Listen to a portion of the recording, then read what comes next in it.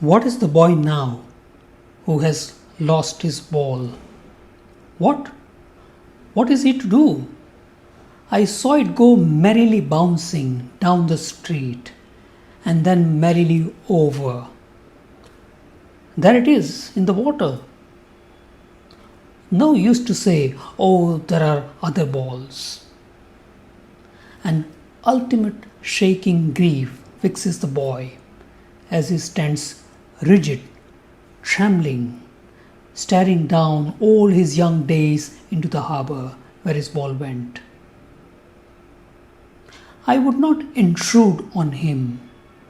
A dime, another ball is worthless. Now he senses first responsibility in a world of possessions. People will take balls. Balls will be lost always, little boy. And no one buys a ball back. Money is external.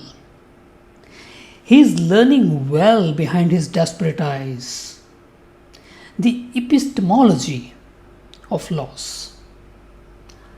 How to stand up, knowing what every man must one day know. And most know many days how to stand up, and gradually light returns to the street.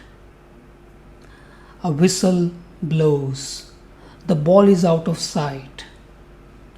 Soon part of me will explore the deep and dark flow of the harbour. I am everywhere. I suffer and move. My mind and my heart move with all that move me under the water. Or whistling, I am not a little boy.